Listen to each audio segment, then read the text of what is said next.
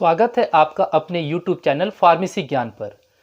आज बारी है जानने की आँख के बारे में। आँख हमारा एक इम्पॉर्टेंट सेंस ऑर्गन्स है और इससे जुड़े क्वेश्चन कंपटीशन एग्जाम में तो आते ही हैं। आपके डी फार्मा और बी फार्मा में इससे एक क्वेश्चन जरूर रहता है। इसीलिए ये टॉपिक बहुत ज़्यादा इंपॉर्टेंट है आपके फाइनल ईयर के एग्जाम के लिए, साथ ही साथ जो लोग कंपटीशन एग्जाम की तैयारी कर रहे हैं या इंट्रेंस एग्जाम की तैयारी कर रहे हैं उनके लिए भी बहुत ज़रूरी है।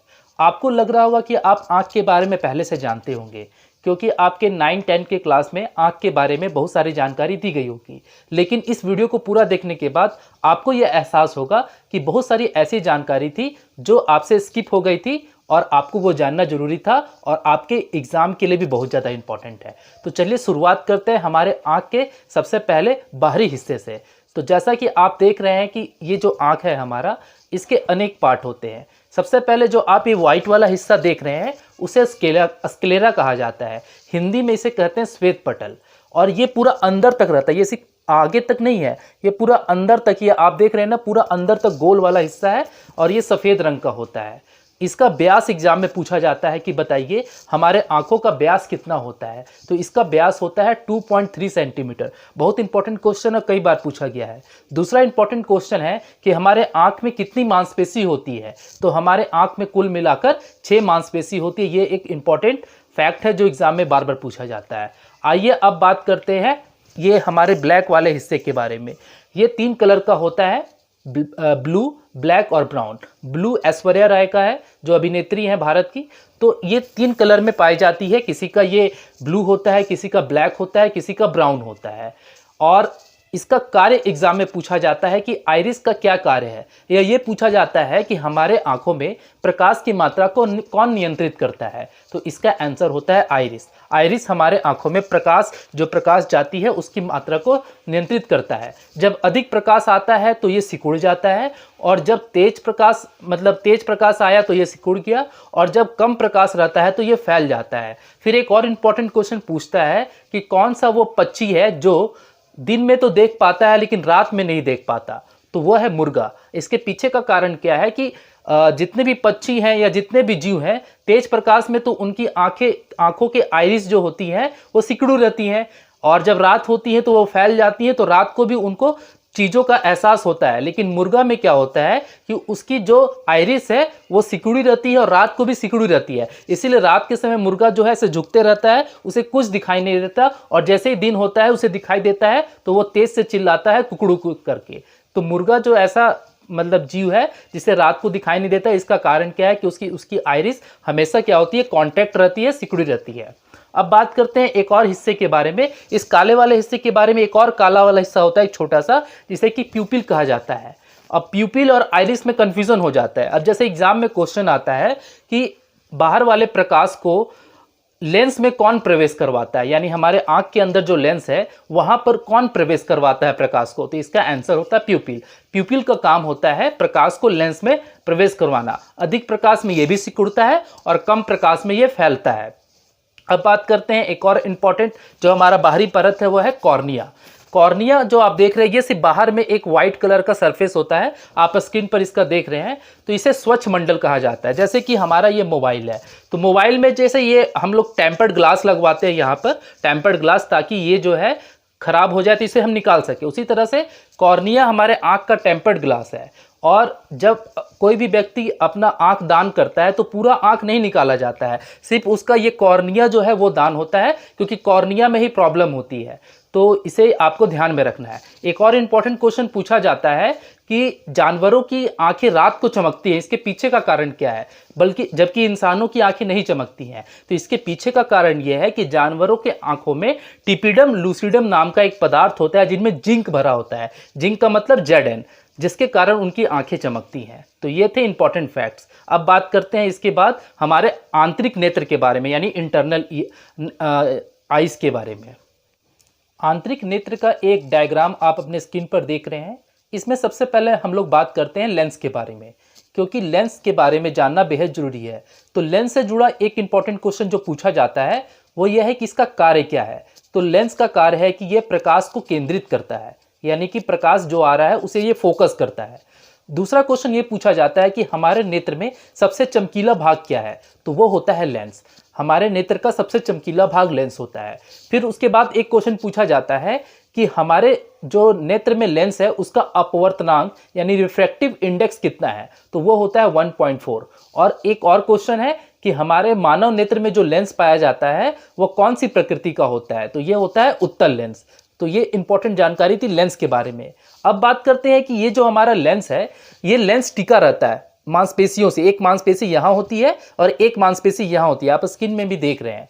तो उन मांसपेशियों को क्या कहते हैं, तो आप स्क्रीन पर देख रहे हैं कि उनके सिलेरी मसल्स कहा जाता है यानी पश्चमाभी पेशी कहा जाता है। अब इसका कार्य क्या है कि ये लेंस को समायोजित करता है, क्योंकि हमारा आंख हर चीज को देखता है, कभी वो सामने की वस्तु को देख रहा है, कभी दूर की वस्तु को देख रहा है, कभी तिरछा देख रहा है, तो वो एडजस्ट करता है हमारे लेंस को ताकि हमारा जो उसका पिक्चर है वो स्पष्ट बने और उसमें किसी तरह का दिक्कत ना हो। उसके बाद जब वस्तु दूर रहती है तो ये लेंस पतला हो जाता है खींच करके, क्योंकि इससे क्या होता है कि वो फोकस अच्छी तरह से कर सके रेटिना पर। और जब वस्तु निकट होती है तो लेंस क्या हो जाता है, मोटा हो जाता है। ये क्वेश्चन पूछा जाता है कि अगर वस्तु दूर है तो उस समय लेंस का आकार घटेगा या बढ़ेगा, तो उस समय लेंस का आकार जो उसकी डायमीटर होती है, मोटाई होती है, वो घटती है, वो पतली हो जाती है। अब बात करते हैं कोराइड के बारे में। जैसा आप स्क्रीन पर देख रहे हैं, इसे हिंदी में रक्त पटल कहा जाता है। अब जैसा कि नाम से इसे समझ रहे हैं कि रक्त पटल का मतलब है कि ये रेटिना को रक्त तथा पोषक पदार्थ की आपूर्ति करवाता है, क्योंकि हमारा रेटिना को भी पोषक पदार्थ चाहिए तो वो वहां तक खून पहुंचाता है, और जो भोजन हम लोग कर रहे हैं, जो ग्लूकोज बनता है आफ्टर डाइजेशन, उसे वो वहां पहुंचाता है ताकि हमारा रेटिना स्वस्थ रहे। अब बात करते हैं कि एक क्वेश्चन जो बहुत इंपॉर्टेंट है, पूछा गया एग्जाम में कई बार, कि हमारे नेत्र में कितने तरह के लिक्विड रहते हैं, हमारे नेत्र में जो द्रव है वो कितने तरह के होते हैं। तो हमारे नेत्र में दो तरह के द्रव होते हैं। पहला जो द्रव होता है उसे कहते हैं एक्वास ह्यूमर, और ये पाया जाता है आइरिस और लेंस के बीच में। आप अपने स्क्रीन पर देख रहे हैं कि आइरिस और लेंस के बीच में खाली स्थान है, वहां पर एक्वास ह्यूमर पाया जाता है। अब बात करते हैं उसके पीछे वाले हिस्से में, मतलब लेंस और रेटिने के बीच में आप डॉटेड पॉइंट देख रहे हैं, इसे कहते हैं विट्रस ह्यूमर। ये 80% होता है पूरे नेत्र का, और इसे हिंदी में बोला जाता है कचाव द्रव्य। ये इसका कार्य क्या है कि ये रेटिना की रक्षा करता है, और एग्जाम में पूछा जाता है कि विट्रस ह्यूमर का अपवर्तनांक यानी कि रिफ्रैक्टिव इंडेक्स कितना होता है, तो वो होता है 1.33। फिर पूछा जाता है कि जो एक्वास ह्यूमर है जो आगे पाया जाता है उसका कार्य क्या है, तो उसका कार्य है कि वो लेंस की रक्षा करता है, कि अगर कोई आघात हुआ तो वो लेंस को बचाता है। अब बात करेंगे उसके बारे में दृष्टि पटल के बारे में यानी रेटिना के बारे में। सामने स्क्रीन पर जो आप डायग्राम देख रहे हैं ये रेटिना है। रेटिना हमारे नेत्र में पर्दा के जैसा कार्य करता है, यानी कि जो भी इमेज बनती है ये इसी पर्दे पर वो बनती है। अब एग्जाम में पूछा जाता है कि मानव नेत्र में जो इमेज का फॉर्मेशन होता है उसकी प्रकृति क्या, उसका नेचर क्या है, तो ये रियल इमेज होता है यानी वास्तविक, और ये उल्टा होता है और छोटा होता है। उसके बाद एक और इंपॉर्टेंट क्वेश्चन पूछा जाता है एग्जाम में कि रेटिना पे जो इमेज बनती है वो तो ठीक है, लेकिन रेटिना के किस भाग में बेस्ट एंड क्लियर इमेज बनती है, तो इसका आंसर होता है मैकुला यानी कि येलो स्पॉट। मैकुला यानी कि येलो स्पॉट में इमेज का बेस्ट और क्लियर इमेज बनता है, यह रेटिना का मध्य भाग होता है। अब उसके बाद एक और इंपॉर्टेंट क्वेश्चन जो रेटिना से पूछा जाता है कि रेटिना पे जो इमेज बनती है उसका बेस्ट और क्लियर इमेज तो बनता है येलो स्पॉट पर यानी मैकुला पर, लेकिन सबसे शार्प यानी कि पैनी नजर वाला इमेज कहां पर बनता है, तो उसका आंसर होता है फोविया सेंट्रॉइड यानी कि केंद्रिका गर्तिका में। यहां पर एकदम पैनी मतलब किसी ऑब्जेक्ट की स्पष्ट और एकदम क्लियर इमेज यानी पैनी नजर वाली इमेज बनती है। ये आप ऐसे समझ सकते हैं कि जब अर्जुन को महाभारत में अर्जुन को मछली को निशाना बनाना था तो उसने मछली की आंख का जो है अपना एक फोकस केंद्रित किया, तो उसके मछली की आंख की जो इमेज थी वो मैकुला में बनी थी जो कि पैनी नजर वाली होती है। यानी कि जब भी कोई तीरंदाज किसी चीज को निशाना लगाता है या कोई शूटर किसी चीज को निशाना लगाता है तो उसका जो फोकस होता है वो केंद्रिका गर्तिका यानी कि फोविसा सेंट्रॉइड पर होता है, और ये मैकुला का एक गर्त है। तो ये इंपॉर्टेंट क्वेश्चन पूछा जाता है। अब उसके बाद बात करते हैं ब्लाइंड स्पॉट और ऑप्टिकल नर्व्स के बारे में। सामने स्क्रीन पर जो आप ये स्थान देख रहे हैं ये ब्लाइंड स्पॉट है। ब्लाइंड स्पॉट वह जगह होती है जहां पर ऑप्टिक नर्व्स आकर रेटिना में प्रवेश करती हैं और यहां प्रकाश नहीं पहुंचता। ऑप्टिक नर्व्स का कार्य एग्जाम में पूछा जाता है, तो ऑप्टिक नर्व्स का कार्य यह है कि ये रेटिना पर बने इमेज को प्रकाशिक तंतु की सहायता से ब्रेन में पहुंचाता है। अब जब बात हो रही है प्रकाशिक तंतु की, तो एग्जाम में पूछा जाता है कि प्रकाशिक तंतु जो है वो कितने प्रकार का होता है। तो ये जो है जो प्रकाशिक तंतु ऑप्टिक नर्व्स में दो तरह के होते हैं। एक होता है कोन शेप का जो होता है शंकुकार, और एक होता है रॉड शेप का यानी बेलनाकार। तो अब एग्जाम में पूछा जाता है कि जो कोन शेप के ऑप्टिकल नर्व्स में होते हैं प्रकाशिक तंतु, उनका कार्य क्या है। तो कोन शेप वाले रंग को पहचानने में मदद करते हैं, और जिनमें इनकी कमी होती है खास कलर को वो पहचान नहीं पाते, यानी कलर ब्लाइंडनेस की समस्या आती है। और मतलब इसमें रॉड शेप का भी पूछा जाता है, कार्य क्या है।